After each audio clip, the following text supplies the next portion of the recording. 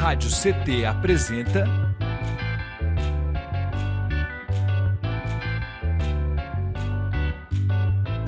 CT na Cultura, com Meire de Origem. Um programa do Sindicato Nacional dos Servidores Públicos Federais da área de Ciência e Tecnologia do setor aeroespacial. Olá, web espectadores, ouvintes e ouvintas da Web Rádio CT. Eu sou Meire de Origem e está começando mais um episódio do CT na Cultura, uma realização do Sindicato dos Servidores Públicos Federais da área de Ciência e Tecnologia do setor aeroespacial aqui em São José dos Campos. E vocês se conectam conosco através do nosso canal do YouTube Rádio CT.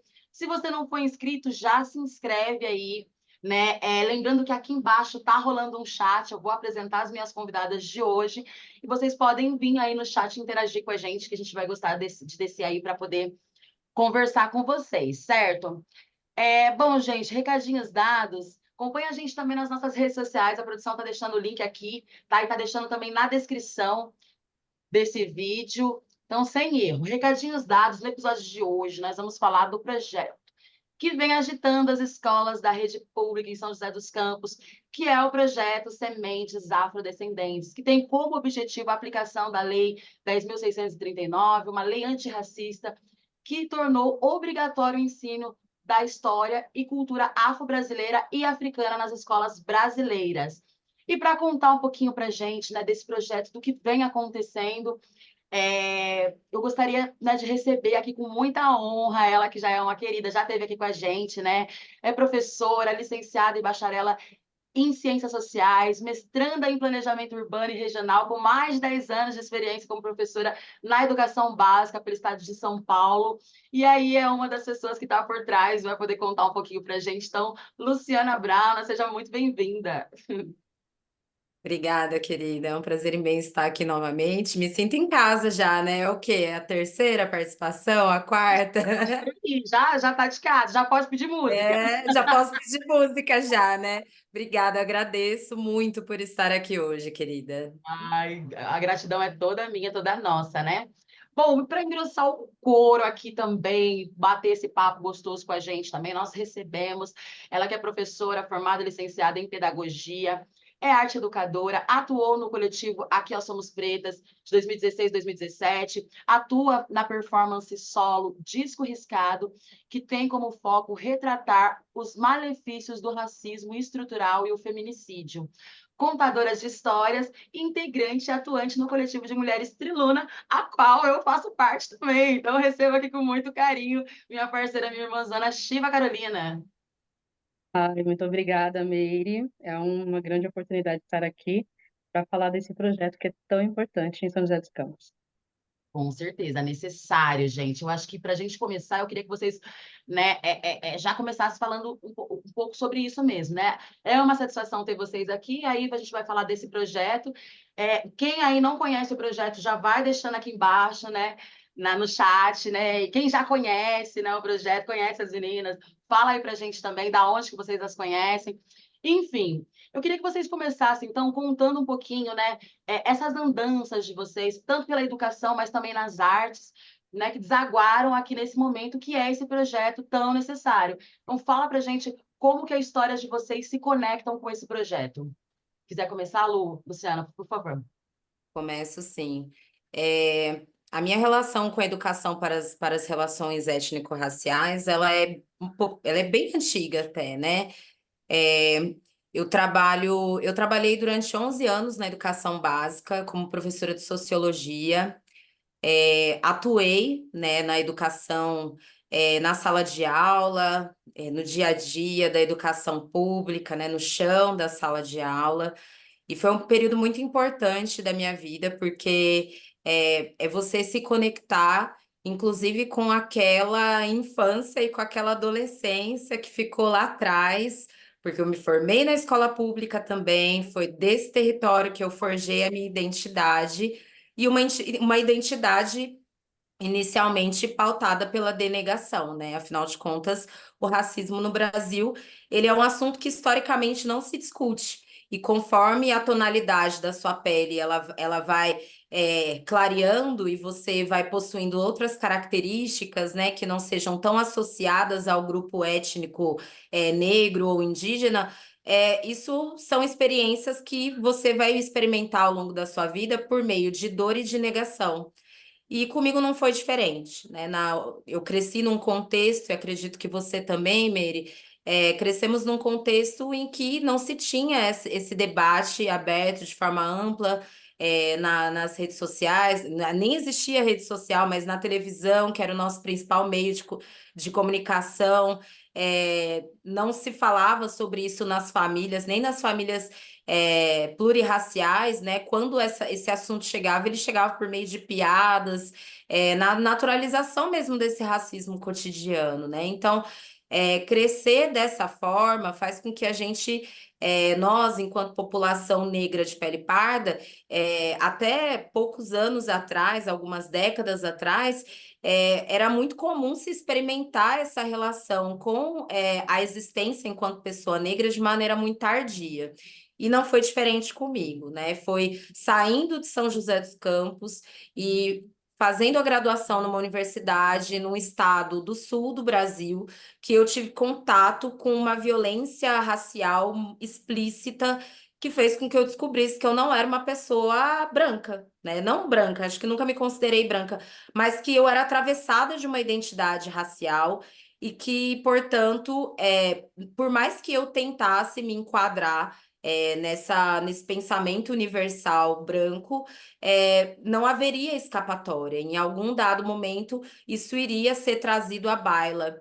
E também há um processo de você revisitar isso ao longo da sua vida, em que você vai percebendo que muitas situações que você vivenciou desde a primeira infância foram experiências racializadas, com cabelo, a experiência do preterimento, a experiência na escola de você não ter a sua palavra validada pelas professoras, pela diretora, de você, né, no meu caso, a tecnologia de sobrevivência que minha mãe me ensinou desde muito cedo foi: seja a melhor aluna da sala.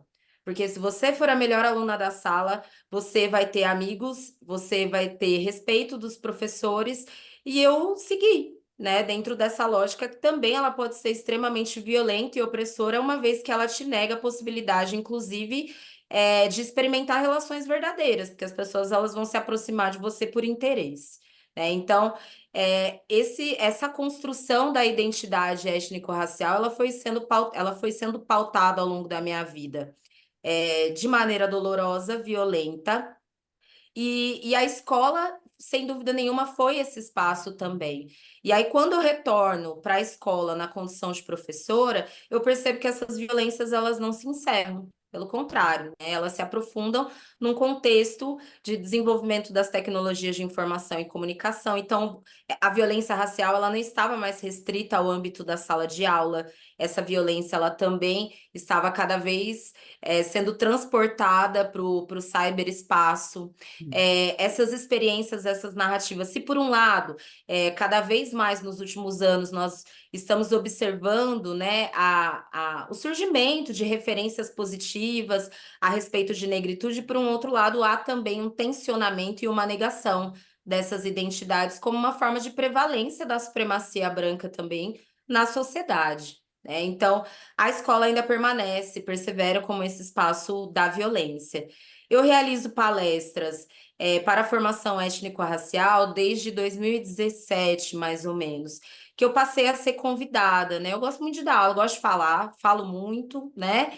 E é nóis. E aí as pessoas começaram a me chamar para fazer algumas falas em alguns eventos de movimentos sociais, de organizações da sociedade civil, e até empresas. De repente, quando eu me vi, eu estava dando palestra para o staff da Gerdau, num determinado momento, assim, né? Isso naquele contexto até pré-George Floyd. Então, isso foi acontecendo na minha vida, em que eu fui percebendo que a educação ela é um processo contínuo que se dá nas barreiras do ensino formal dentro da escola, mas no âmbito da sociedade civil. Então, eu comecei a reivindicar o meu papel de educadora, não apenas uma educadora formal, professora da sala de aula, mas uma educadora social também. Mas aí, essa escola, ela vai também estar ali presente na minha vida funcional, na minha vida trabalhista, também como um ambiente de muita violência e opressão para nós que somos professores, que experimentamos condições de trabalho muito precárias na escola, com níveis de pressão muito altas, né? Agora você ainda tem o incremento das plataformas, mas eu já venho de um processo contínuo, de uma intervenção neoliberal na educação, que exige muito desse profissional da educação, né? Então, eu passei por aquele processo de adoecimento dentro da escola durante alguns anos. Nós tivemos a pandemia, na pandemia foi aquele caos, eu trabalhei de forma remota na escola. Experimentamos dados, né, de evasão escolar que acometeram sobretudo a juventude negra, né? Então, quando eu volto para essa escola depois, né, dessa pandemia, eu já vinha realizando algumas iniciativas desde que eu entrei em 2012. Primeira escola que eu atuei lá no João Cursino, que foi a escola que eu me formei, inclusive, e aí eu volto 6, 7 anos depois como professora dessa escola. Eu já realizei um sarau da consciência negra lá, em parceria com um professor de história. Então, em todas as escolas que eu passei, em algum momento eu já ia realizando alguma ação que reivindicasse essa questão da luta contra o racismo, uma vez que a lei ela foi aprovada em 2003, né? A Lei 10.639, que institui essa obrigatoriedade, mas que não se apresenta, não se sustenta na realidade. Mas foi em 2022, nesse contexto pós-pandemia, retornando para a minha escola de origem, que é uma escola que atualmente está no projeto, que é a Escola Dorival Monteiro, escola que eu atuei durante 10 anos, e nessa escola nós desenvolvemos um projeto piloto que é muito, que embasou bastante o que é o Sementes hoje, né? Que é o projeto Descolonizando Saberes, em 2022. Então, em 2022, eu sentei com a equipe gestora, felizmente era uma equipe muito aberta, e a gente conseguiu negociar internamente esse projeto piloto, envolvendo todas as áreas do conhecimento, porque geralmente você tem um engessamento, é sempre o professor de sociologia, de história, de artes, de português, que protagoniza esses projetos, e as outras áreas é como se não dissesse respeito a essas outras áreas, né? Sendo que se o racismo é estrutural, ele está atravessado em toda a nossa construção do conhecimento, portanto, em todas as áreas do conhecimento. Isso precisa ser revisitado. Então, eu fui estruturando lá na escola, junto com os professores, uma construção de um projeto antirracista na escola, mas que iria passar por todas as áreas. As ciências exatas, as biológicas, códigos e linguagens e ciências humanas e suas tecnologias. E a gente conseguiu desenvolver um belíssimo projeto, com engajamento de toda a escola, que terminou numa festa muito bonita, com presença de artistas, né? O Jongo esteve presente, Mistura da Raça, um grupo de samba da comunidade, os próprios estudantes se movimentaram, realizaram trabalhos belíssimos, e aí eu me dei conta de que era possível fazer algo mais do que aquela ação pontual, isolada, né? E aí, a partir disso, eu fui fomentando, né, essa vontade de pensar numa forma de ampliar esse projeto. Outras coisas aconteceram ao longo desse período também, né? Eu me conectei com a minha escrita, eu sempre gostei de escrever, mas achei que não era para mim. Então, nesse ínterim, eu publiquei aí 2 livros, né, enquanto escritora. Eu comecei a me aproximar da cultura, né, como um espaço possível de você tecer narrativas mesmo, né, sobre a nossa história, a nossa identidade, para além do lugar comum. E aí os caminhos eles foram se desenvolvendo ao longo da minha vida, que apareceu a oportunidade de eu voltar para essa universidade, não a que eu me formei, né, mas para a universidade aqui em São José, na Universidade do Vale do Paraíba, para fazer o mestrado, que era o meu grande sonho, né? Continuar com essa carreira acadêmica, continuar estudando, porque eu sempre gostei muito de estudar. Então, eu precisei fazer algumas escolhas, e nessas escolhas eu decidi que estava na hora de eu exonerar do meu cargo de Estado, né? E eu tomei essa decisão. Não vou mentir que em alguns momentos eu me pergunto quão maluca que eu seja para, nesse contexto como o nosso, né, abrir mão de um cargo público, né, concursado, mas eu acredito que tenha sido a melhor decisão da minha vida. Exonerei, pude ingressar no mestrado, faço uma pesquisa que tem tudo a ver com isso que é realizado, né? Atualmente eu faço uma pesquisa para mapear o movimento, a luta da população negra de São José dos Campos nos últimos 20 anos, né? É, Isso também deu abertura para que eu pudesse ingressar como profissional da cultura, e da educação, porém de outras maneiras. E aí, nessa relação de aproximação com a Shiva, né, nós conectamos aí as nossas trajetórias para idealizar, para prospectar esse projeto que tivesse essas bases que o Semente possui, né? Um projeto que ele seja multidisciplinar, que ele seja aplicado na escola numa perspectiva global e não apenas como uma ação pontual, e que com as etapas que ele possui hoje, né? Então, tudo isso foi dialogado entre nós duas, e graças a essa facilidade da escrita que eu tenho, eu consegui desenvolver a escrita desse projeto, a estruturação desse projeto, a maneira como ele está articulado, organizado em módulos, em etapas, estruturar o projeto, né? E aí, felizmente, tivemos a alegria de sermos contempladas. No Fundo de Apoio à Criança e ao Adolescente, com o Instituto Kamakura, que é quem hoje é o proponente do projeto, né, que é uma instituição que atende jovens e crianças através do esporte, através do judô e do jiu-jitsu, né? E tivemos a felicidade de sermos contempladas para a gente poder estar aqui hoje apresentando esse lindo projeto. E é assim que a minha narrativa ela se traduz ao que hoje é esse projeto e é o que a gente espera continuar.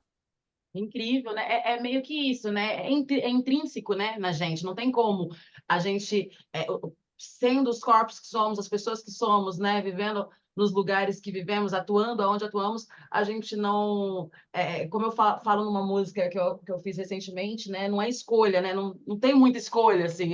É isso, né? Não tem outra. É sobre isso mesmo. Eu queria que a Shiva falasse um pouquinho também, né? Para ela, assim, na sua ótica, Shiva, né, e essas andanças tudo, pelas artes, né, você também que é uma pessoa que já vem de uma família, né, multicultural, né, enfim, queria que você falasse um pouquinho para você como que tudo isso desagou nesse projeto hoje, né, um pouco de tudo que você já fez até chegar aqui para a construção desse projeto que é tão incrível e que com certeza vai salvar e já deve estar salvando muitas vidas, né, e futuros pessoas que poderiam ser racistas, que poderiam ter, né, desenvolver essa prática na própria escola e tudo mais. Hoje em dia, a partir dessa educação antirracista que está sendo adquirido, né, a gente já ganhou menos uma pessoa que seria um agressor aí racial, de repente, no futuro, né? Fala um pouquinho para a gente, Shiva. Sim, sim, é um projeto que me salva todos os dias, né? Então, assim, é diferente um pouco da vivência da Lu. Eu sou filha de um casal afrocentrado, né? Tanto meu pai quanto minha mãe, né, pessoas pretas, e os dois militantes, né, dentro do movimento já, naquela época muito mais cultural, né, eu lembro muito deles falando também sobre a questão do movimento negro, mas a questão cultural era que mais permanente, né, para a gente. Meu pai como artista plástico, minha mãe como tecelã, eu sou a única de três meninos, né? Então, uma família preta, né? E assim, só que como a maioria das famílias pretas atravessadas, né? Pela precariedade, né? A gente teve muita dificuldade, né? Nesse período, né? De existência, né? De situação mesmo mais carente, assim, vamos dizendo assim. Onde o que foi mais atravessado foi o alcoolismo, né? Do meu pai, né? Essa questão que o que leva, né, o alcoolismo, né? Então, assim, muita violência doméstica, né? Aquela questão da nossa sobrevivência, né, diária, né? De saber como que seria o nosso dia seguinte, né? Se teríamos, né? Então, assim, dentro dessa luta toda, né, cotidiana ali, né, a minha mãe sempre trouxe para a gente a importância do poder, né, do movimento negro, né, da importância da gente sentir o orgulho, né. Ela era uma mulher muito para frente, né, da época dela, né. Tanto ela quanto meu pai cultivavam Black Power, né. Eles saíam nas manifestações, né. Eu lembro da gente muito pequena nas manifestações, então, assim, é todo um trajetória de lutas e sobrevivências e que foram, assim, sabe, acumulando e assimilar tudo isso, para mim, hoje, é uma questão, assim, que dói lembrar um pouco, né, esse período. Mas, enfim, é a minha história, né. E aí, assim, minha mãe, ela sempre colocou para a gente a importância da gente também visar um papel dentro do sistema, né? Ela sempre lutou para que a gente não fosse, que a gente não caísse nas garras do sistema, né? Ela acreditava muito no poder da cultura, da arte, então colocou a gente no Piraquara, né? Logo cedo, mesmo ali tendo que lidar com as violências, né, e as opressões do meu pai, ela levava a gente no Piraquara, né, eu sou cria, né, dos movimentos sociais, né, daqui de São José. Então, eu tive minha experiência, minha primeira experiência foi com Piraquara, né, onde a gente fazia as danças folclóricas, né, a gente viajava, enfim, a gente tinha contato também de fazer os bonecões, aquela coisa toda, e, enfim, as manifestações afros também, né, que dali a gente tinha oportunidade, né, de aprender. Então, o afoxé, o jixá, né? A gente teve oportunidade de fazer essas experimentações. E aí eu fui crescendo dentro desse universo artístico, assim, né? Era uma realidade fora de casa e uma realidade dentro de casa, né? Sempre.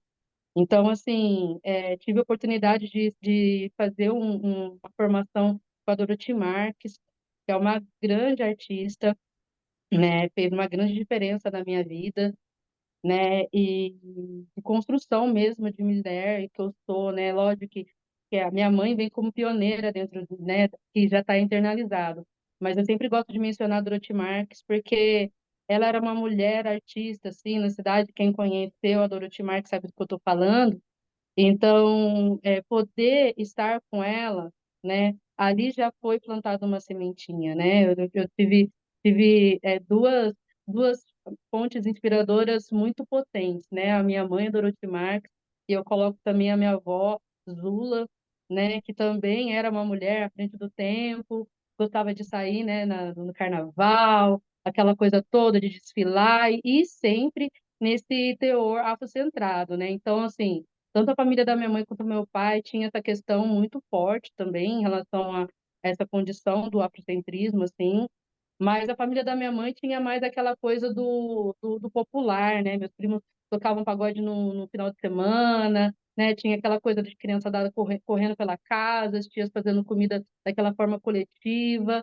Já do lado do meu pai, a gente já vivia uma outra realidade, né? Que era a questão mais doutrinada em relação à religião dos meus avós, né? Que eram adventistas do sétimo dia. Então era bem discrepante, assim, né? Quando a gente ia para Jacareí visitar minha avó, a gente curtia pagode, e quando a gente vinha para casa da minha avó aqui em São José, aqui no satélite, aqui no Bosque, a gente tinha que ir na igreja, né? Então, era aquela coisa, né?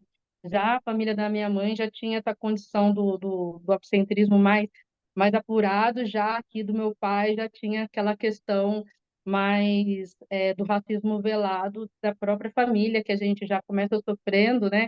Que a gente chegava para visitar minha avó e os tios já chegavam falando, tipo, escureceu a casa, né? Porque, né, meus tios acabaram casando com mulheres brancas, né?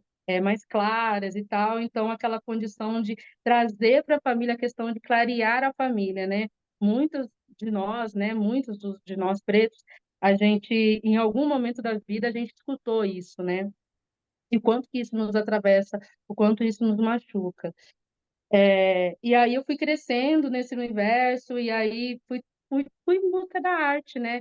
Sempre fui para a arte, porque eu acho que sempre a arte sempre me chamou. Então, né, tive a oportunidade de fazer capoeira, tive a oportunidade de fazer sapateado, tive a oportunidade de fazer vários cursos, sempre dentro desse universo, né, meio turbulento, né?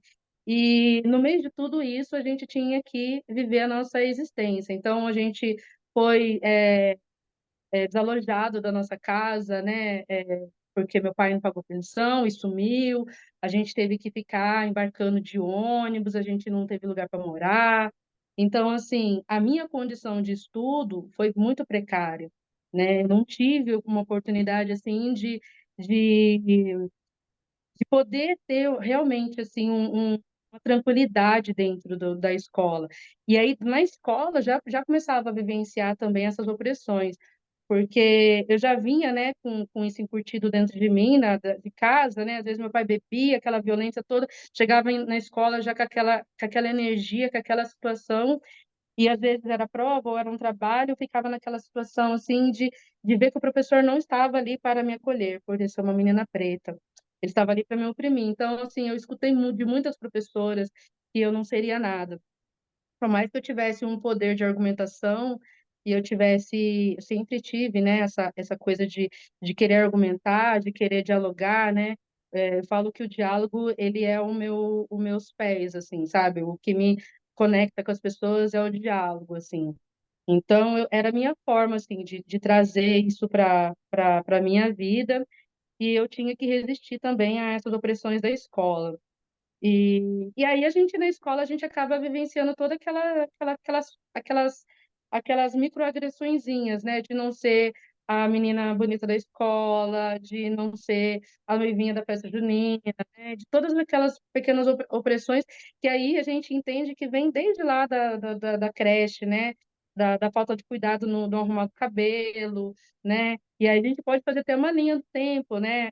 Depois, né? Hoje, né? Eu sou uma mulher de 40 anos, né? E eu tive a experiência, como eu sou da galera que fez a faculdade tardiamente, porque eu nunca acreditei na minha condição, né? Como pessoa, como uma acadêmica, nunca me vi como uma acadêmica, né? Meu pai ele sempre falava da importância da gente ser autodidata, que a escola que era a vida, então ele sempre trouxe essa forma, né, para a gente, né?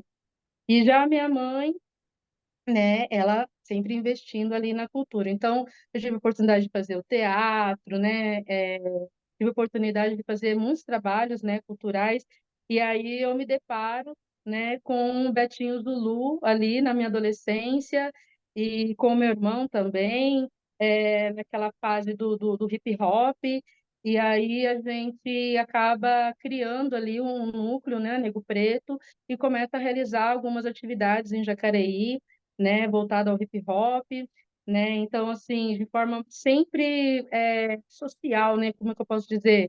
Sempre de uma forma, assim, não remunerada, né? A gente fez muitos eventos em Jacareí e numa condição tão precária que eu lembro que a gente fez um festival uma vez, a Mostra Clandestina de Arte Urbana, e a gente estava sem gás em casa. Mas só que a gente garantiu para os artistas, né, para os profissionais, tanto o transporte quanto a alimentação. Então, meu irmão fazia um grafite, o Betinho vendia umas coisas, eu fazia trança, né? A gente fazia umas coisas e a gente conseguiu, de alguma forma, assim, contabilizar ali um valor para poder realizar esses feitos. E aí, isso sempre, né, foi me levando para esse caminho, né? E tive a oportunidade de fazer muitos projetos dessa forma, né? A gente não somente fazia esse trabalho, como levava minha mãe também para fazer esse trabalho, tanto a minha mãe quanto o meu pai, dentro desse turbilhão de situações. Então, assim, minha mãe ela vinha para ensinar o tear, tear de prego, tear de parede, enfim, e meu pai vinha para ensinar um silk screen, fazer ali uma pintura em tela e tudo mais. E a gente viu naquilo uma grande potência para levar para as periferias de Jacareí, uma oportunidade de geração de renda, né? Então, a gente levava para essas pessoas uma oportunidade para poder, né, serem independentes, né, financeiramente, né, do Estado, porque muitos dependiam, né, dos valores sociais e não conseguiam somente sobreviver com isso. Então, a gente ia para essas comunidades, né, comunidades essas, né, a gente teve uma comunidade em Jacareí que teve reintegração de posse e que, enfim, né, as pessoas foram desalojadas, que a gente teve a oportunidade de trabalhar, e aí a gente vai seguindo esse rumo, né?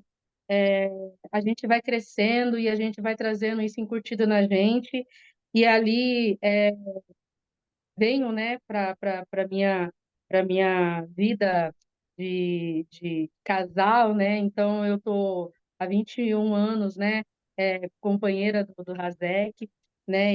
E ele assim, um historiador, um artista fenomenal também, né? Também um educador antirracista, né? A gente junta a nossa história, né, e começa a realizar trabalhos também voltados para a cultura de educação antirracista sem antes de chegar a esse termo, né? Então, a gente discutia muito isso em casa, com os amigos, a gente tentava trazer isso, né? É, depois também do nascimento do Zulu, né? Então, o Zulu vem para fortalecer isso também. O Zulu não é à toa, né? Eu quis trazer para ele uma identidade de rei, né? Porque vinha muito dessa experiência, né, no nosso entorno de pessoas que colocavam vários nomes. Eu achava importante trazer um nome de rei para o meu filho, então Zulu é Francisco Zulu. E aí, ali por volta de 2017, eu avisto duas meninas pretas num festival assim, e eu chamo elas assim para trocar uma ideia. Dentro dessa experiência toda, eu tive a oportunidade de apreciar, né, o início do De Origem, né? Eu falo isso com muita emoção, porque eu via vocês muito distante e como a sororidade nos juntou ao longo da vida, né? Quanto que isso foi significativo e é significativo para a gente, né? O universo, ele não brinca, né? A gente não veio da mesma estrela à toa. As pessoas que estão em nosso entorno, elas vêm para ensinar a gente, eu acredito muito nisso.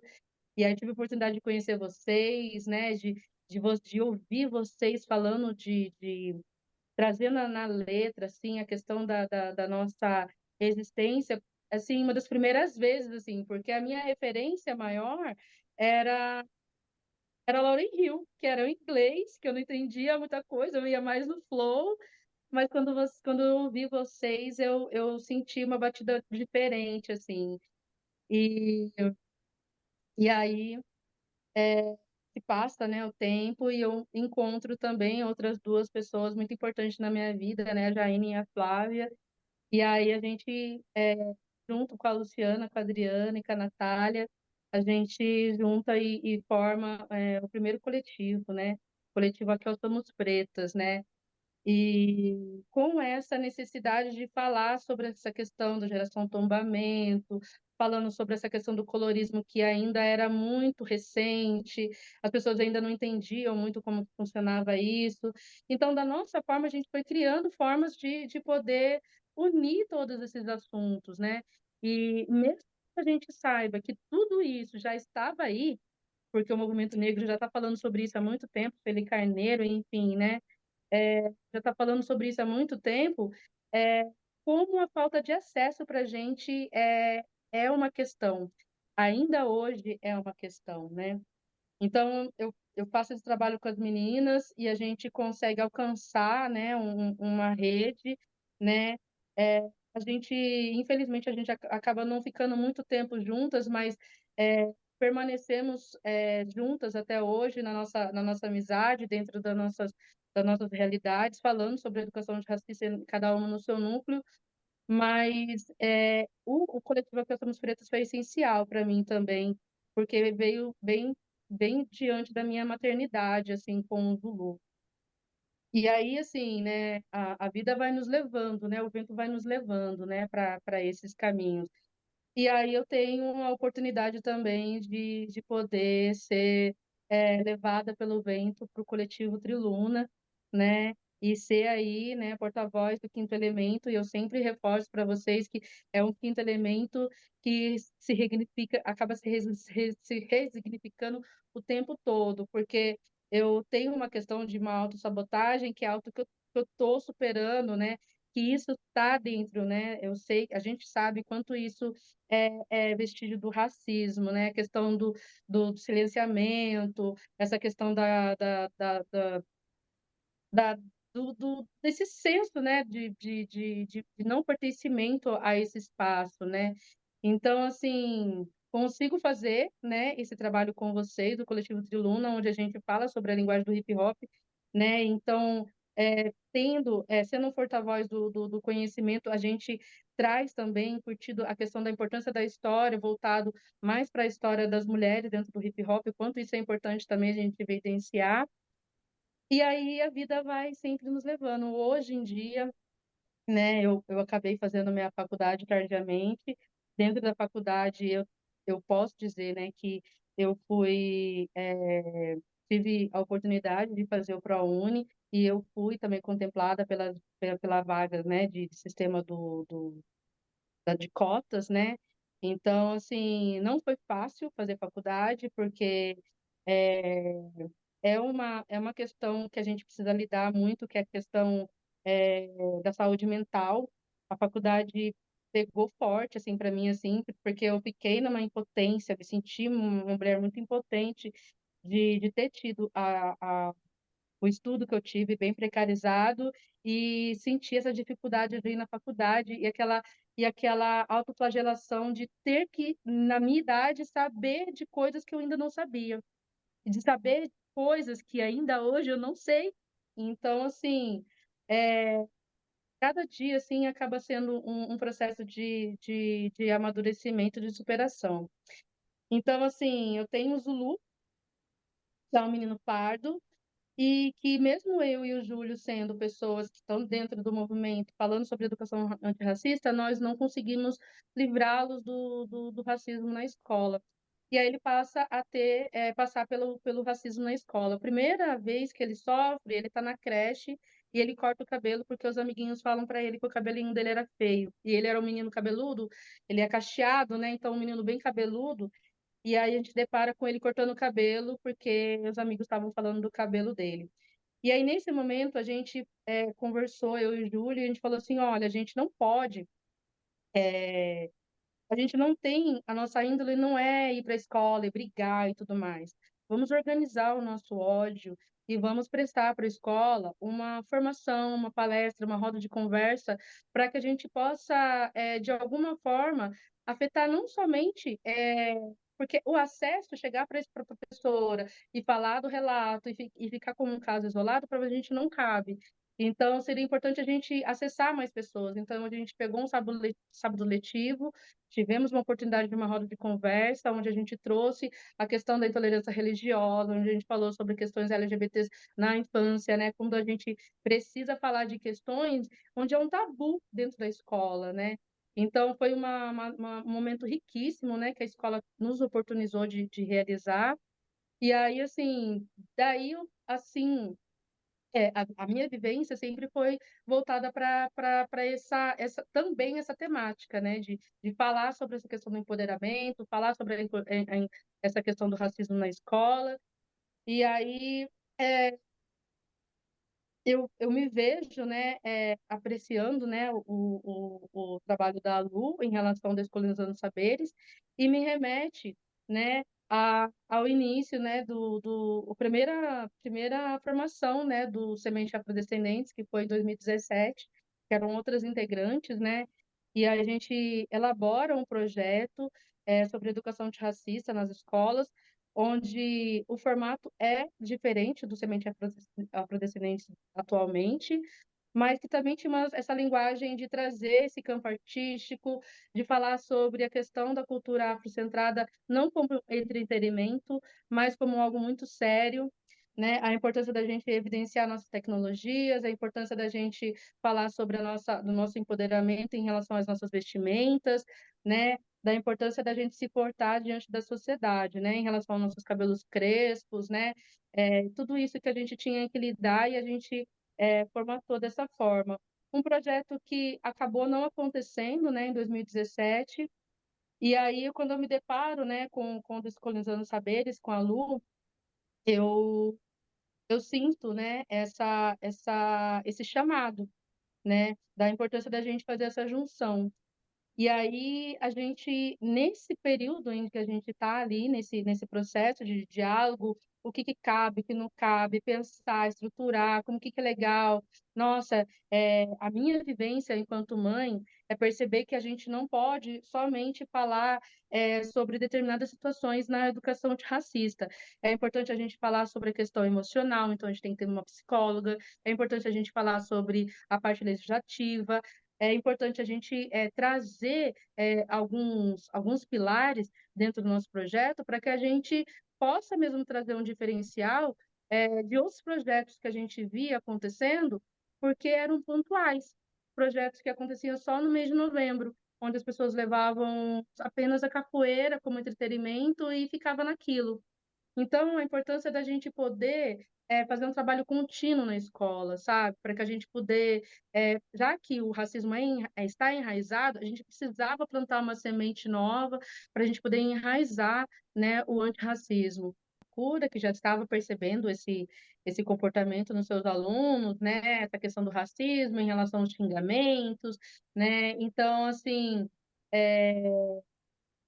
quando a gente dialoga com o Instituto e eles sabem da nossa trajetória, a gente cria junto, né, esse projeto Semente Afrodescendentes. Então, é uma união, né, geral aí de vários projetos, de vários ideais e necessidades, né, existenciais, né, de várias partes, né, para um ponto comum. Né? Então, eu acho que é isso. O projeto Semente Afrodescendentes vem aí para semear várias sementes e a importância de fazer esse trabalho nas escolas, né? A gente está aí em 8 escolas mais do Instituto Kamakura, então a intenção é que a gente possa alcançar mais e mais escolas, né? Sair daqui do Vale do Paraíba, ir para outras cidades, né? A gente poder ampliar cada vez mais, né, nosso projeto para alcançar muito mais pessoas, porque a gente sabe que em outros lugares também a gente vive a mesma realidade. Para vocês. Lembrar vocês que estão do outro lado da telinha, que vocês sintonizam com a gente pelo nosso canal do YouTube Rádio CT. Se você não for inscrito, já se inscreve, né? Custa R$0, você ajuda a fomentar, a fortalecer os movimentos culturais, sociais, populares, né? Da nossa cidade, da nossa região, do nosso país, enfim. Então é isso. E se conectem com a gente também, né? Através das nossas redes sociais. A produção está deixando aqui, ó, no rodapé e está deixando o link na descrição desse vídeo. E mais importante ainda, se conectem também com as redes sociais do projeto. A produção está colocando aqui no rodapé e está deixando o link também na descrição, para vocês saberem um pouco disso que elas estão falando e muito mais do que acontece lá. E para vocês ficarem, né, com gostinho de quero mais, a gente vai exibir um vídeo rapidamente aqui e a gente volta para encerrar, né, essa conversa com chaves de ouro, né? Então, roda pra gente, produção, videozinho, a gente já volta para bater mais papo. É um projeto que ele está em execução desde o começo do ano e está sendo aplicado em várias escolas da rede pública de São José dos Campos. E ele tem um objetivo muito específico. Ele tem o objetivo de aplicar uma lei que existe no Brasil, que é a Lei 10.639. Essa lei, ela institui a obrigatoriedade do ensino de cultura africana e afro-brasileira em todas as escolas de educação básica.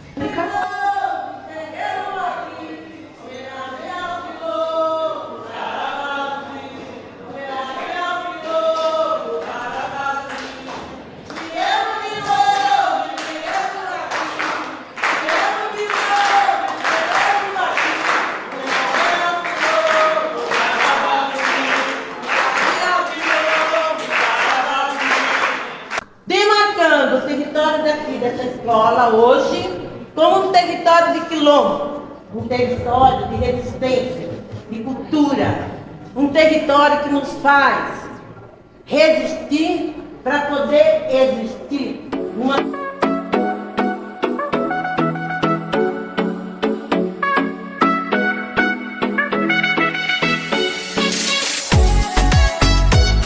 Vai, prof! Vai, prof! Vai, prof! Uhul!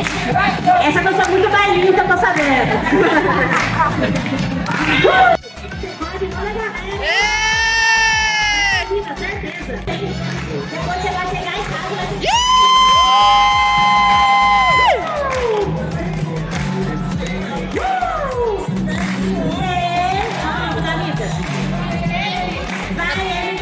vai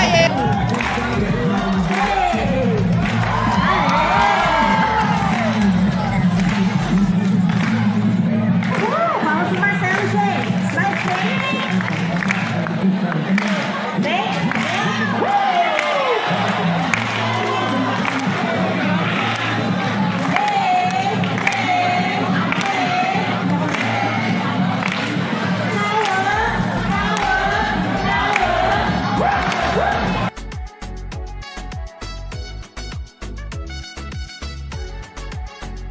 Os afrodescendentes. Né? Esse nome, né? O nome que é muito sugestivo, porque sementes afrodescendentes traz muito essa coisa mesmo. Eu não sei se tem a ver com isso, né? Mas traz muito essa coisa desse plantar, né? Dessa semente que a gente está plantando agora para colher depois, né? Enfim. E eu queria que vocês falassem também até quando vai esse projeto e qual foi o processo de escolha das escolas que vocês estão hoje inseridas. Se você quiser começar, Lu, fica à vontade, por favor. Vou ser bem breve, né? Eu acho que quem vai falar melhor sobre a escolha do nome do projeto é a Shiva, porque ele vem de um processo de elaboração anterior dela. Quando eu trabalhei com projetos dessa dimensão, eu tive esses dois momentos, o Descolonizando Saberes, muito focado nessa ideia da necessidade mesmo da gente descolonizar toda a construção de saberes, como é trazido historicamente numa escola, que vem de uma tradição de uma história única, numa perspectiva euro-referenciada, e tudo isso vai ser pautado no projeto Sementes Afrodescendentes através de uma pedagogia de tipo decolonial, que é aquilo que reivindicamos na nossa estrutura de projeto. E um outro processo também é um projeto que, inclusive, nós aprovamos no Fundo Municipal, chamado Aprendendo a Conviver, que era bem semelhante a esse projeto também, mas que, infelizmente, eu não consegui executar, porque foi no ano que eu aprovei o meu livro também, e eu acabei executando aí a publicação literária e não deu naquele momento, mas eu acredito que tudo estava reservado para esse momento, né? Eu acho que a ideia do plantio ela é fundamental. O plantio ele vem sendo, né, semeado de fato, mas o processo ele é muito contínuo, independente de qual seja o nome, independente de qual seja o formato, as iniciativas elas precisam estar acontecendo, né? Inclusive, os Sementes Afrodescendentes, para esse próximo ano, ele já deságua numa outra proposta, que é o Mudafro, né? O Mudafro é um projeto que eu aprovei ele agora na Lei de Incentivo Fiscal do município, e ele traz uma outra pegada, também de aplicação da Lei 10.639, mas com outro formato, pensando outras realidades, porque as escolas, gente, elas são diversas. Não existe um método fechado, mesmo dentro dos Sementes, nós temos escolas com realidades completamente diferentes. A escolha das escolas nesse projeto Sementes foi muito no sentido de network. Eu, enquanto ex-professora da rede, acesso, conheço muitos educadores, muitas equipes gestoras, fui professora responsável pelo projeto da pasta do ERER, que é o que tem de iniciativa no estado de São Paulo para aplicar a lei, que nós sabemos que é insuficiente, e por conta dessa rede de contatos eu consegui mobilizar essas escolas que aceitaram participar do projeto e que deram um voto de confiança conhecendo a minha trajetória dentro da educação, dentro do estado, né, da rede. Mas a ideia é que a gente consiga ampliar isso e que esse projeto, ele degringole em vários outros projetos a partir das múltiplas realidades. Por exemplo, a legislação, ela é aplicada não apenas em escolas públicas, ela também é aplicada em escolas da iniciativa privada. Como que as iniciativas privadas estão aplicando essa legislação? De que maneira? É necessário que a gente dispute essa narrativa também. É necessário que a gente precisa de um posicionamento dentro dessas escolas e universidades também, né? Essa lei ela precisa ampliar, ela precisa chegar nas universidades. Então, há uma perspectiva de que a gente precisa compreender essas múltiplas realidades dentro do sistema de ensino como um todo, e que isso vai precisar ser desenhado a partir dessas muitas realidades. Então, hoje nós trabalhamos com essas 8 escolas. Essas escolas, elas apostaram no projeto a partir de uma rede de contato, e essa rede vem se ampliando. Graças ao projeto, como ele tem se demonstrado, a gente já recebe escolas, e-mails, mensagens de outras escolas que têm interesse em participar também. Que incrível, que incrível. E quais são as escolas do Shiva? E eu queria que você falasse também para a gente até quando esse projeto ele vai, né? Vocês falaram que já tem aí, né, esse desejo de seguir fazendo isso, até porque, como a gente falou antes, é intrínseco mesmo. Não tem muito outra, até porque somos mães também, todas nós aqui, né? Então, obviamente que o futuro que a gente espera para os nossos filhos, netos, filhos de amigos, etc., né, é um futuro que seja um pouco mais promissor do que, né, do que o que até hoje foi dado para a gente, né? Fala um pouquinho para a gente aí também dessa escolha do nome, mas também de quais as escolas que vocês estão atuando, até quando vai o projeto. Sim, sim. Bom, eu acho que a escolha do nome vem de uma forma muito matriarcal, né? Porque eu acho que quando a gente tem isso, essa sensibilidade do matriarcado dentro da gente, não tem como a gente não pensar em sempre semear, né? De pensar no futuro, de pensar no coletivo, de pensar é, que a gente precisa deixar sementes, né?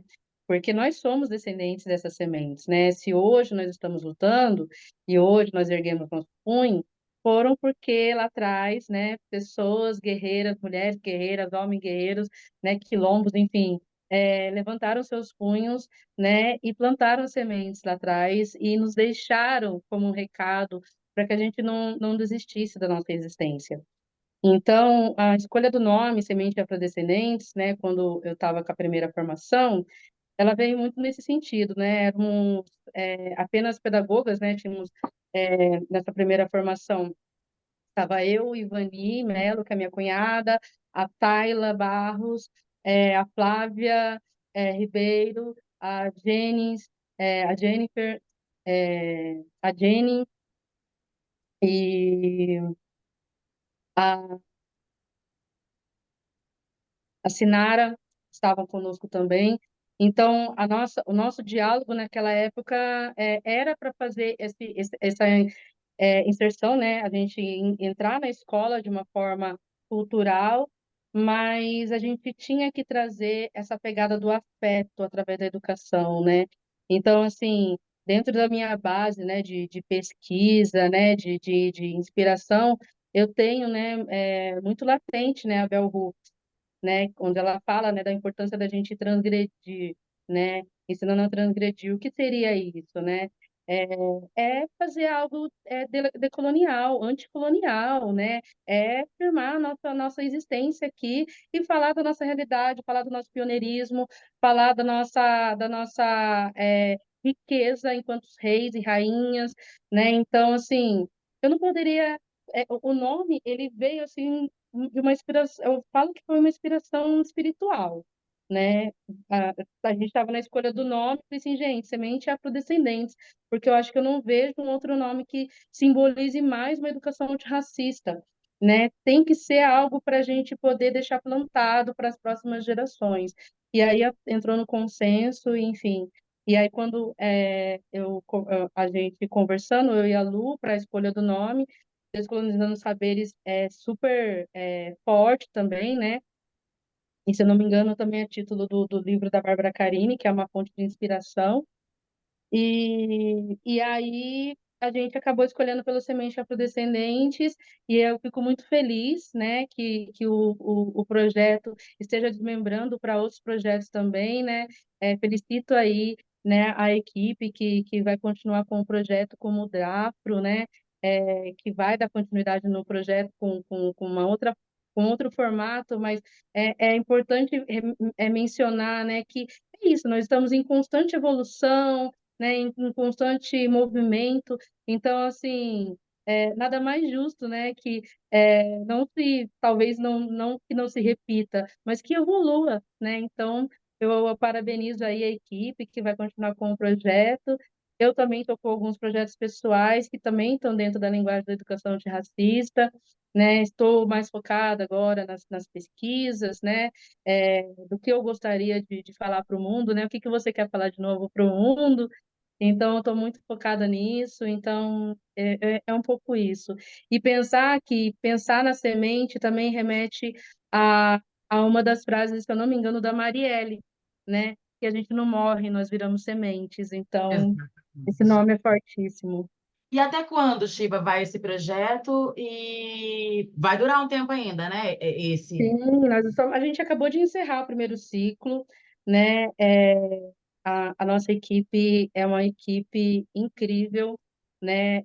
Estou eu e a Luciana aqui representando, mas a gente tem a Fabiana Eneida, né, na produção executiva, a gente tem a Bárbara Bonilha, né, na produção cultural, na comunicação a gente tem o Danilo e a Jéssica, né, fazendo esse trabalho. Então, o que vocês veem aí na nossa página é um trabalho muito, muito minucioso, né, da nossa equipe, né? É um trabalho muito completo, né?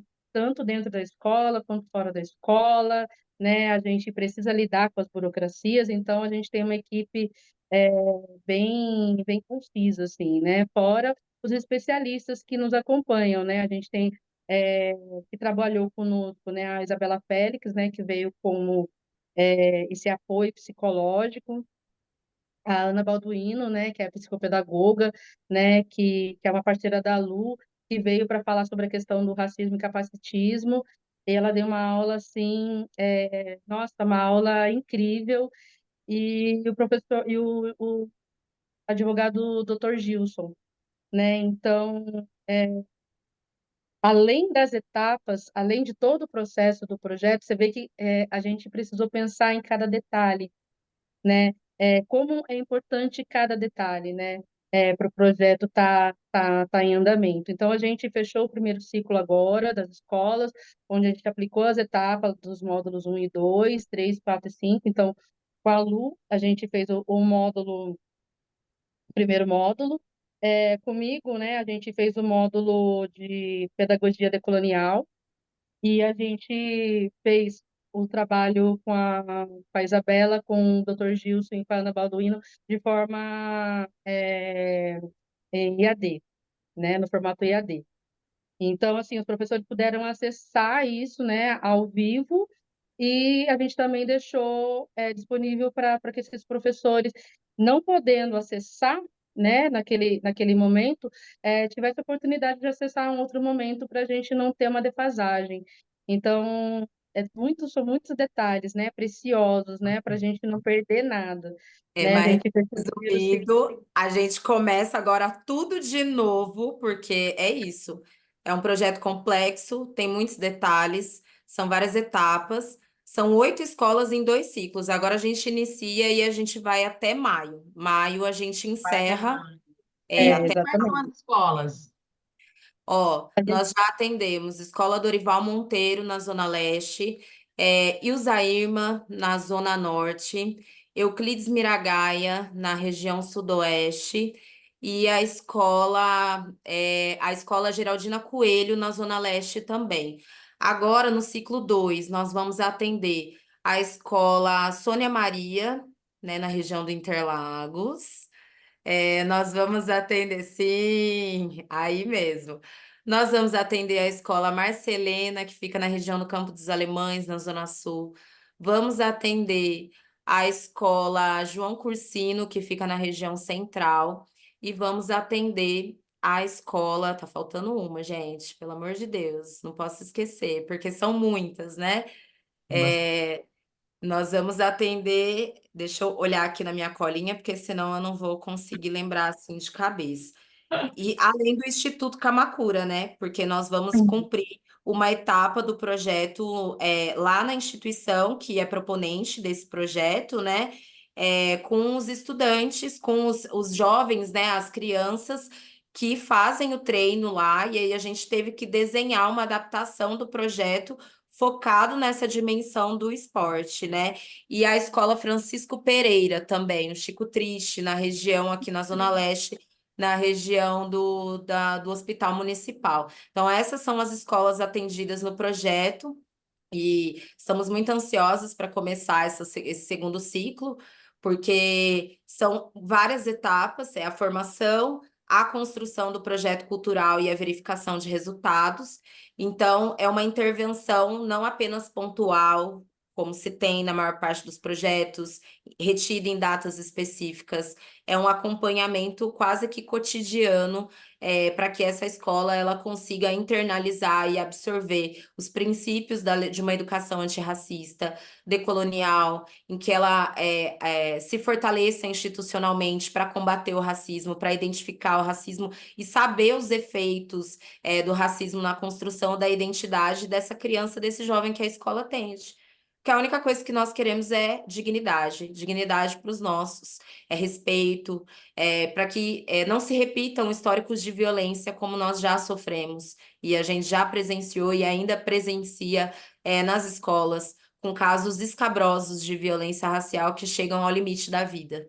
É isso que nós não Exato. queremos mais. Então, nós estamos apostando nesse projeto, em muitos projetos, para a gente conseguir incidir nessa realidade e, quem sabe, isso se torne uma política pública, porque aplicar Exato. a legislação é fácil. Agora, ter uma política pública consolidada para a aplicação dessa lei e que a gente consiga romper a barreira entre aquilo que está na legislação e aquilo que acontece na prática, né, inclusive com dados recentes dizendo que quase 60% dos professores não sabem identificar o racismo no espaço escolar, isso é grave, isso é muito É grave. severo. Exato. Muito É grave. muito Exato, Lu. E aí, para complementar, né, a gente faz esse trabalho profundo, onde a gente coloca em questão, né, qual que é a função da escola, né, qual que é a função dos professores ao presenciar um caso de racismo, né, onde estão essas pessoas negras? A gente faz esse questionamento, assim, para pensar, né, se esse professor, porque não adianta, como a Lu estava falando, não adianta a gente ter o letramento e colocar embaixo do braço. Não adianta fazer uma formação e não aplicar essa formação, né? Então, assim, a gente entende o quanto é importante que esses professores, eles também saiam um pouco da zona de conforto e busquem também por si, né, uma formação, né? A gente tem uma lista de pensadores, né, de educação antirracista que a gente, mesmo pesquisando, não finda, né? A gente cita a Cida Bento, a gente Benilda Brito, a gente tem Nilma Lino Gomes, a gente tem Kabengele Munanga, a gente tem né, Bárbara Carini, né, que eu tive a oportunidade agora de fazer uma formação de letramento racial com ela, né, que é a intelectual diferentona.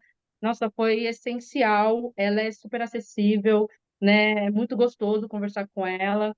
Então, assim, fazendo a formação com ela, percebendo que eu estava num ambiente com outros educadores também, essa grande dificuldade de se deparar com a educação antirracista e mesmo com todo esse material que já está disponível na internet, gente. Já está disponível em artigos, já está nas livrarias, nas bibliotecas, já está disponível, né? Não agora, há muito tempo está disponível, só a gente não teve a capacidade de acessar. Então, a importância desses professores saírem da zona de conforto e buscarem fazer, né, mais do que somente a formação. Então, eu costumo até dizer na formação, logo depois que eu acabo, que eu olho os professores assim, e falo assim, bom, depois de tudo isso que a gente conversou, ninguém tem desculpa para falar que não sabe o que fazer. Todo mundo aqui está capacitado para entender, para olhar para o seu aluno, e a primeira coisa que precisa ser trabalhado dentro da essência de cada um de vocês é o afeto, que é o mais que a gente mais se vê sendo negligenciado para a nossa população preta, para os nossos jovens, nossas crianças pretas. Incrível. Incrível, gente. Na verdade, assim, eu precisaria de pelo menos uns 3 programas para conversar com vocês, porque é tanta coisa, né? Mas eu proponho, inclusive, que aí, finalizando o próximo ciclo também, vocês voltem para a gente falar desse, porque são 2 ciclos, né, pelo que vocês falaram. E aí a gente, para falar desse resultado, né, porque agora são mais escolas que vão estar vindo, com certeza mais professores, mais corpo pedagógico entrando em contato, querendo vocês. Esse projeto precisa ser aplicado, assim, num nível não só municipal, mas num nível estadual, nacional, né, porque é um projeto, gente, é um projeto necessário, assim, é incrível, assim. Quero aproveitar esse momento aqui para parabenizar vocês também. Vou deixar vocês fazerem as considerações finais, mas deixar, né, aqui já registrado que eu gostaria muito de conversar com vocês também mais uma vez no próximo ciclo, para vocês contarem um pouco agora dessas próximas, desse novo ciclo de experiências. Mas fiquem à vontade para fazer as considerações finais. Você começa, Lu? Eu começo. Pode começar, Chile. Bom, eu estou num estado agora, exatamente nesse momento, de uma sensação muito boa em relação a ser uma educadora antirracista, né? E mesmo tendo que lidar com a minha dor, né, da falta da devolutiva, né, a gente acabou de mencionar que a gente está acessando 8 escolas mais o Instituto Kamakura, mas infelizmente nessa lista não está a escola do meu filho, então há uma dificuldade, né, de acesso a essa gestão, há uma dificuldade de diálogo, né, com essa equipe que está completamente despreparada em relação ao letramento racial. Então, eu estou tendo que lidar com a minha dor, com essa falta de devolutiva, né, da escola, mas, por outro lado, né, da minha balança, né, está pesando bastante essa sensação boa de ter concluído, né, esse primeiro ciclo e estar migrando aí para o segundo ciclo com aquela sensação de tipo, cara, estamos indo para o segundo ciclo. Quando a gente estava falando sobre o projeto, eu estava numa ansiedade tão grande, eu estava assim, pensando como eu ia desenvolver esse trabalho, como seria esse trabalho, como seria estar diante dos professores, porque fazendo a faculdade tardiamente, né, eu tive apenas experiência com bebês, né, tive depois, né, depois, né, de formada, a minha experiência foi apenas com bebês. Mas eu consigo pensar que a gente lida, né, com esse cidadão comum, porque lidando com os bebês eu tinha que lidar com as famílias. Então, tinha que educar essas famílias, né? Eu tive que preparar, né, a minha pedagogia decolonial com os meus bebês, né, através das músicas que eu separei, através das atividades que eu separei para eles, e o diálogo mesmo com essas famílias, com esses pares, para poder falar sobre essa educação antirracista dentro de um espaço privado. E, e, e eu consigo ter a felicidade de bons resultados. E hoje, né, pensando agora no projeto Semente Afrodescendente, sentindo ele indo para o segundo ciclo, é uma sensação muito boa de poder ter realizado, né? Eu estava subestimando um pouco e, e hoje eu fico feliz, assim, de ter concluído, né? Eu agradeço as pessoas que me ajudaram, né, nesse processo, porque quando a gente vive o racismo, a gente se autossabota de muitas formas, então a gente entende, às vezes, a nossa fragilidade, às vezes, assim, a forma com que, às vezes, a gente se vê leigo, né, diante de algumas situações, mas pensar que eu estou num processo também de grande superação, né? Pessoas que passaram ou passam pela mesma situação como que eu vão me entender nesse momento. Então, eu digo assim que nesse momento o que eu quero dizer é que Mandela tinha razão, né? Entrando na escola e vendo, né? Tudo isso acontecendo, né?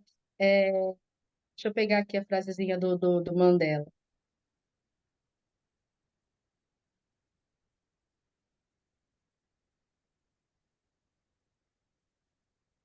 Não vou colocar o Mandela, vou colocar aqui para vocês, para encerrar, um provérbio africano que tem tudo a ver com semente afrodescendentes, que nos diz: o saber é como um jardim. Se não for cultivado, não pode ser colhido. Este provérbio lembra da importância constante dos aprendizados e da dedicação de nutrir o conhecimento para que floresçam e tragam frutos. Durante toda essa jornada, né, vamos trabalhar juntos, né, tivemos a oportunidade de trabalhar junto, né, com as escolas, e cada escola foi semeada uma semente, e com certeza nos trarão muito mais sementes afrodescendentes. Que assim seja. Axé. É. Axé, com certeza. Lu, fica à vontade, amiga. Aí eu não vou poder me alongar muito na minha despedida, mas eu agradeço pelo convite, por estar aqui hoje. Tem sido um desafio imenso coordenar um projeto deste tamanho. Os desafios são muitos. Nós não estávamos completamente preparados para essa empreitada. Todos nós tivemos que batalhar cotidianamente para a gente conseguir estar à altura da tarefa. E isso representou muita superação, muitas dificuldades, muitas noites sem dormir, muitas pesquisas, muitas superações desse sentimento mesmo, que ele é sistêmico, né? Da autossabotagem, do sofrimento, da sensação de insuficiência. Isso é um sentimento que atravessa todos nós, não foi só a Shiva que passou por esse momento, todos nós da equipe, em algum momento, fomos atravessados por essas dificuldades. E Com nós certeza. estamos buscando a superação, né? Estamos superando, estamos costurando essas histórias, essas narrativas e construindo esse fio que tece, né? Esse rio que deságua nessa semente para que ela possa florescer. Isso nem sempre é uma tarefa fácil. Ela é carregada de muitas dores, muitos fatores que vão dificultando o percurso, né? Mas eu creio que nós já sejamos muito, muito vitoriosos enquanto equipe, porque os resultados eles têm chegado para nós de maneira muito promissora. Né? Os projetos foram muito bonitos, desenvolvidos pelas escolas, nós tivemos boas situações de conflito também, mas situações muito lindas, muito bonitas, muito exitosas, práticas muito exitosas. E a gente tem que ter esse olhar do afeto, do olhar sensível, mas também a gente precisa ter o olhar técnico, né? O olhar técnico, ele é fundamental, porque nós estamos falando de um projeto que ele lida com o futuro das pessoas, e para isso você precisa de um grau de profissionalismo também para aplicar todas as exigências necessárias, porque é um recurso público, é uma verba gigantesca, né, Exato. que vem dos nossos impostos. Então, tudo tem que ser feito com muito detalhe, é tudo muito meticuloso. A gente teve que criar protocolos, criar sistemas, criar relatórios, modelos de relatórios, para a gente poder elaborar dados, para a gente conseguir quantificar e qualificar o projeto, né? E aí, no segundo ciclo, a gente vai trazer isso com um pouco mais de detalhes e com mais consistência, mas até agora os números são muito animadores. Papo assim, Uhum. de 90% de aprovação entre os professores, né? Professores satisfeitos com a aplicação do projeto, 98% defendendo o retorno do projeto na escola. E isso é muito significativo, isso é fruto de muito trabalho de uma equipe que dá muito duro e que passa por muitos processos que a gente tem que superar, muitas vezes até o nosso emocional vai se desgastando, né? No meu caso, eu ainda estou conduzindo isso com um projeto de pesquisa do mestrado, com uma criança pequena dentro de casa, fora as necessidades de escrita de outros projetos, porque isso é um projeto para o futuro. Então, eu tenho a Ibiraúna Cultural junto com essa equipe, que é uma incubadora de projetos significativos para o nosso povo e para a nossa população, para as vozes não hegemônicas na sociedade. Então, tudo isso vem sendo conduzido e tocado com muito profissionalismo, com muito cuidado, e o cuidado, inclusive, no sentido de garantir que essa equipe esteja minimamente sadia dentro daquilo que a gente consegue fazer. E o que a gente consegue fazer é como que a gente simplifica o processo para que a gente consiga ter a tal da vida digna.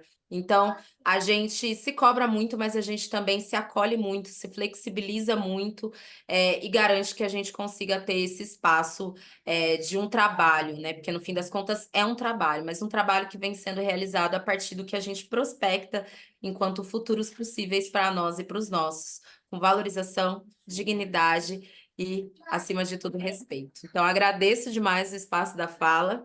Obrigada mesmo, Meire, pelo convite, por receber a gente aqui. E eu espero, de fato, que a gente possa retornar para trazer mais ainda desses dados positivos. Axé em nós. Sou, axé. Fico aguardando vocês, então, finalizando esse próximo ciclo. Antes disso, inclusive, porque vocês estão aí metidas com um monte de coisa, né? Então, é sobre isso, o programa aqui. É isso mesmo, é a casa de vocês e a porta está aberta, né? Então, na hora que quiser, é só vir mesmo. Quero agradecer também vocês que estão do outro lado da telinha, que nos emprestaram seu tempo, seus ouvidos. Não esqueçam de se conectar com as redes sociais. Está sendo feito um trabalho muito bonito nas redes sociais, a gente tem conseguido acompanhar por lá. Então, sigam as redes sociais do projeto e, claro, das nossas convidadas, né? As professoras incríveis, né? Maravilhosas, Luciana Brauna e Shiva Carolina. Gente, vejo vocês no próximo episódio e vocês vejam em breve, meninas. Axé para nós. Beijo.